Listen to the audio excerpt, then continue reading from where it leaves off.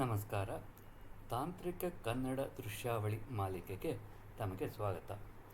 ಇದು GDB ಸರಣಿಯ ಎರಡನೆಯ ಕಂತು. ಇದರಲ್ಲಿ ನಾವು ಡಿಬಗ್ಗರ್ ಬಗ್ಗೆ ನೋಡೋಣ. ಹಿಂದಿನ ದೃಶ್ಯಾವಳಿಯಲ್ಲಿ ಪ್ರಿಂಟ್ಎಫ್ ಬಳಸಿ ಡಿಬಗ್ ಮಾಡುವ ವಿಧಾನಗಳನ್ನು ಪರಿಚಯ ಮಾಡಿಕೊಂಡ್ವಿ.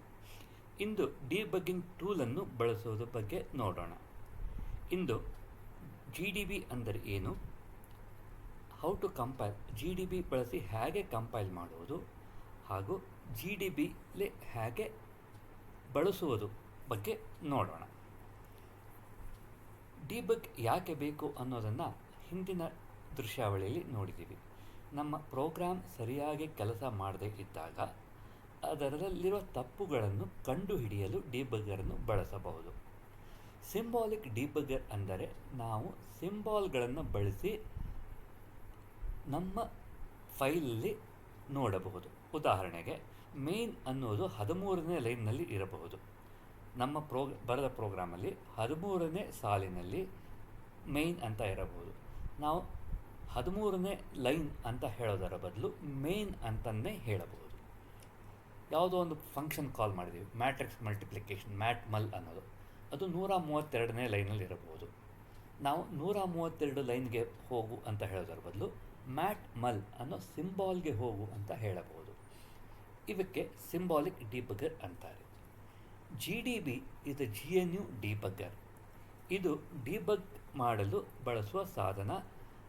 ಓಪನ್ ಸೋರ್ಸ್ ಪಿತಾಮಹ ಎಂದೇ ಪ್ರಖ್ಯಾತರಾಗಿರುವ ರಿಚರ್ಡ್ ಸ್ಟಾಲ್ಮನ್ ಅವರು ಬರೆದಿರುವ GDB ಟೂಲ್. ಬಹಳಷ್ಟು ಬೇರೆ ಟೂಲ್ಗಳು, ಫಾರ್ ಎಕ್ಸಾಂಪಲ್ ಕೋಡ್ ಬ್ಲಾಕ್ಸ್ ಅಥವಾ ಡೆವ್++ಗಳು ಬ್ಯಾಕ್ಗ್ರೌಂಡಲ್ಲಿ GDBಯನ್ನೇ ಬಳಸುತ್ತವೆ. ಹೀಗಾಗಿ ನಾವು GDB ಹೇಗೆ ಬಳಸುವುದು ಅಂತ ನೋಡೋಣ. ಇದರಲ್ಲಿ ಡ್ರಾಬ್ಯಾಕ್ ಅಂತ ಹೇಳಬಹುದು. ಅಂದರೆ ಕಮಾಂಡ್ ಲೈನಲ್ಲಿ ಇದು ರನ್ ಆಗುತ್ತದೆ. ಕೋಡ್ ಬ್ಲಾಕ್ಸ್ ಅಥವಾ ಡೆವ್++ ಥರದ ಟೂಲ್ಗಳು ಫ್ರಂಟ್ ಎಂಡ್ ಗ್ರಾಫಿಕ್ ಯೂಸರ್ ಇಂಟರ್ಫೇಸ್ಗಳನ್ನು ಕೊಡುತ್ತಾರೆ. ಅದನ್ನು ತಾವಾಗಿ ನೋಡಿ ಬಳಸಬಹುದು. ಡಿಬಗ್ಗರಿಂದ ಏನೇನು ಮಾಡಬಹುದು?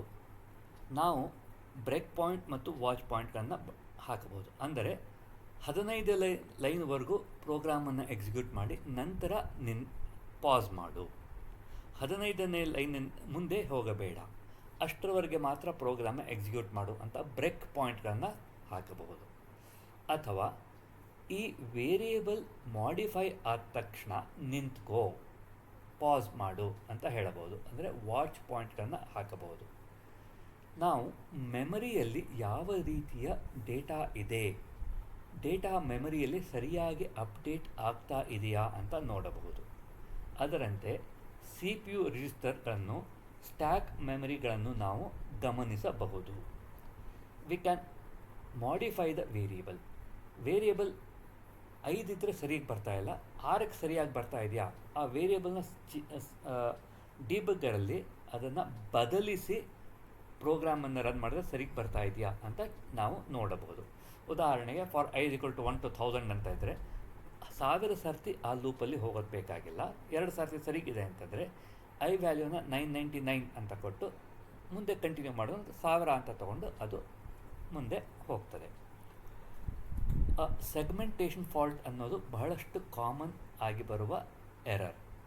ಸೆಗ್ಮೆಂಟೇಷನ್ ಫಾಲ್ಟ್ ಆದಾಗ ನಾವು ಎನೇಬಲ್ ಮಾಡಿದರೆ ಕೋರ್ ಅನ್ನೋ ಫೈಲು ಜನರೇಟ್ ಆಗ್ತದೆ. ಈ ಕೋರ್ ಫೈಲು ವಿಮಾನದ ಬ್ಲ್ಯಾಕ್ ಬಾಕ್ಸ್ ಇದ್ದಂಗೆ.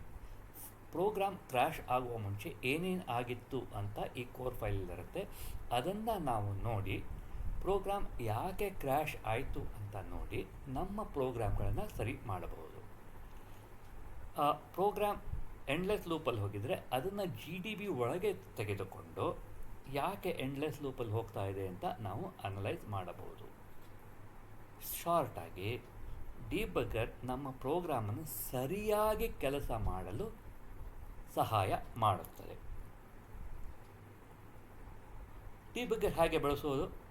ನಾವು ಯಾವುದೋ ಒಂದು ಎಡಿಟರ್ ತೊಗೊಂಡು .c ಫೈಲ್ ಜನರೇಟ್ ಮಾಡ್ತೀವಿ. ಹಾಗೂ ಕಂಪೈಲ್ ಮಾಡಬೇಕಾದ್ರೆ ಈ -g ಅನ್ನೋ ಒಂದು ಎಕ್ಸ್ಟ್ರಾ ಆಪ್ಷನ್ ಕೊಡಬೇಕು. ಅದಾದಮೇಲೆ GDB ಅನ್ನೋ ಕಮಾಂಡ್ ಇನ್ವೋಕ್ ಮಾಡಿ ನಮ್ಮ file name for example a.out ಅಂತ ಇದ್ದರೆ a.out ಅಂತ ಕೊಡಬಹುದು. ಹಾಗೂ GDB ಕಮಾಂಡ್ ಪ್ರಾಂಪ್ಟ್ ಬರುತ್ತೆ, ಅಲ್ಲಿ ನಾವು ರನ್ ಮಾಡಿ ಆಚೆ ಬರೋವಲ್ಲೂ GDB ಅಲ್ಲಿ ಕ್ವಿಟ್ ಅಂತ ಕೊಡಬಹುದು. ಉದಾಹರಣೆಗೆ ನಾವು ಇಲ್ಲಿ ಈ ಪ್ರೋಗ್ರಾಮನ್ನು ನೋಡೋಣ. ಮೋರ್ ಈ P11 ಕಂಡೀಷನಲ್ ಕಂಪೈಲೇಷನ್ ಅಂತ ಇದೆ. ಕಂಡೀಷನಲ್ ಕಂಪೈಲೇಷನ್ ಬೇಡ, GCC P11 -G ಅಂತ ಕೊಡಬೇಕು. ಈ -G ನಾರ್ಮಲಿ ಯಾಕೆ ಕೊಡುವುದಿಲ್ಲ? ಉದಾಹರಣೆಗೆ ಇಲ್ಲಿ ನೋಡೋಣ. ಈಗ ಇದನ್ನು ಕೊಡ್ತೀನಿ. ಈಗ ls -l a.out ಹಾಗೂ ಸೈಜ್ a.out ಇದು ನಾವು ಕೊಡ್ತೀನಿ. ಈಗ -G ಕೊಟ್ಟರೆ ಏನಾಗ್ತದೆ ನೋಡೋಣ. ls ಮೊದಲು ls -l a.out size a.out. ಇಲ್ಲಿ ನಾವು ಗಮನಿಸಿದರೆ -G ಕೊಡದೇ ಇದ್ದಾಗ ನನ್ನ ಫೈಲ್ ಸೈಜ್ ಡಿಸ್ಕಲ್ಲಿ ಎಕ್ಸಿಕ್ಯೂಟಬಲ್ ಫೈಲ್ ಸೈಜ್ ಚಿಕ್ಕದಾಗಿದೆ. -G ಕೊಡದೇ ಇದ್ದರೆ, -G ಕೊಟ್ಟಾಗ ಇದು ದೊಡ್ಡದಾಗಿದೆ. ಇದು ಒಂದು 4-5 ಲೈನ್ ಪ್ರೋಗ್ರಾಮ್ಗೆ ಇಷ್ಟಿದೆ. ಇದಕ್ಕಿಂತ ಹೆಚ್ಚಿನ ಲೈನ್ಗಳಿದ್ದರೆ ಇನ್ನೂ ಜಾಸ್ತಿ ಆಗ್ಬೋದಲ್ವಾ? ಹೀಗಾಗಿ ನಾವು ಡಿಬಗ್ ಮಾಡಬೇಕಾದರೆ ಮಾತ್ರ -G ಕೊಡ್ತೀವಿ. ಅಂದರೆ ನಮ್ಮ ಡಿಸ್ಕ್ ಸ್ಪೇಸ್ಗಳನ್ನು ಕಡಿಮೆ ಮಾಡ್ಬೋದು. ಆದರೆ ನಾವು ಸೈಜ್ ಕೊಟ್ಟಾಗ 2 ಅಷ್ಟೇ ಇದೆ.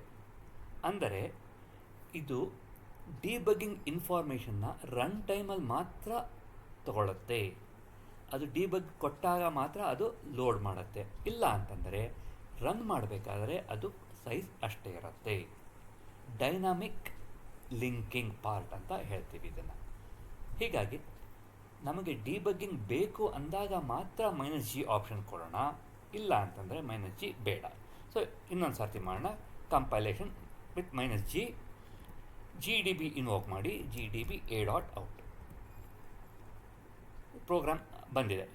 ಈಗ ನಮ್ಮ ಪ್ರೋಗ್ರಾಮ್ ಸರಿಯಾಗಿ ಲೋಡ್ ಆಗಿದೆಯಾ ಅನ್ನೋದಕ್ಕೆ ಲಿಸ್ಟ್ ಅಂತ ಕಮಾಂಡ್ ಕೊಟ್ಟರೆ ನಮ್ಮ ಪ್ರೋಗ್ರಾಮ್ ಸರಿಯಾಗಿ ಲೋಡ್ ಆಗಿದೆಯಾ ತೋರಿಸುತ್ತೆ. ನಮ್ಮ ಪ್ರೋಗ್ರಾಮ್ ಆ್ಯಸ್ ಇಟ್ ಈಸ್ ತೋರಿಸುತ್ತೆ. ಇದನ್ನು ರನ್ ಮಾಡಬೇಕು ಅಂದರೆ ನಾವು ಕಮಾಂಡ್ ರನ್ ಅಂತ ಕೊಟ್ಟರೆ ಈ ಪ್ರೋಗ್ರಾಮ್ ರನ್ ಆಗುತ್ತೆ. Normal output, starting to debug ಇದೆಲ್ಲ ಔಟ್ಪುಟ್ ಬಂತು. ಈಗ ಔಟ್ಪುಟ್ ಡಿಬಗ್ಗಿಂದ ಆಚೆ ಹೇಗೆ ಬರೋದು, GDBಯಿಂದ ಆಚೆ ಹೇಗೆ ಬರೋದು ಅಂದರೆ ಕ್ವಿಟ್ ಅಂತ ಕೊಟ್ಟರೆ GDBಯಿಂದ ಆಚೆ ಬರುತ್ತೆ. ಈಗ ಇದರಲ್ಲಿ ನಾವು GDB ಹೇಗೆ ಇನ್ವೋಕ್ ಮಾಡೋದು ಹಾಗೂ GDBಯಿಂದ ಹೇಗೆ ಆಚೆ ಬರುವುದು, GDBಲಿ how to run the program ನೋಡಿದ್ವಿ. ಬಟ್ ಇಷ್ಟೇ ಅಲ್ಲ ನಮ್ಮದು ಔಟ್ಪುಟ್. ಇಲ್ಲಿ ಬೈದವೆ ನಾರ್ಮಲ್ ಔಟ್ಪುಟ್ ಅಂತ ನಾವು ಔಟ್ಪುಟ್ ಕೊಟ್ಟಿದ್ವಿ, ಅದು ನಾರ್ಮಲ್ ಔಟ್ಪುಟ್ ಇಲ್ಲಿ ಬಂದಿದೆ. ಸರಿನಾ? ಇಷ್ಟೇ ಬರಬೇಕಾದ್ರೆ GDB ಯಾಕೆ ಬೇಕು ಅಂತ ಪ್ರಶ್ನೆ ಬರುತ್ತೆ. ಅಂದರೆ ನಾನು ಸ್ಟೆಪ್ ಬೈ ಸ್ಟೆಪ್ ಪ್ರೋಗ್ರಾಮನ್ನು ಎಕ್ಸಿಕ್ಯೂಟ್ ಮಾಡೋಕ್ಕೆ ಆಗಬೇಕು. ಅದನ್ನು ಹೇಗೆ ಮಾಡುವುದು ಅಂತ ಮುಂದಿನ ತರಗತಿಯಲ್ಲಿ ನೋಡೋಣ. ಇಂದಿನ ಈ ದೃಶ್ಯಾವಳಿಯಲ್ಲಿ GDBಗೆ ಹೇಗೆ ಕಂಪೈಲ್ ಮಾಡೋದು, GCC ನಮ್ಮ ಬೇರೆ ಆಪ್ಷನ್ಗಳು ಯಾವುದ್ಯಾವುದೇ ಇದ್ದರೆ ಈವನ್ -D ಆಪ್ಷನ್ ಕೊಟ್ಟು -G ಫಾರ್ GDB ಕೊಟ್ಟರೆ ನಮ್ಮ ಪ್ರೋಗ್ರಾಮು GDBಗೆ ಕಂಪೈಲ್ ಆಗುತ್ತದೆ.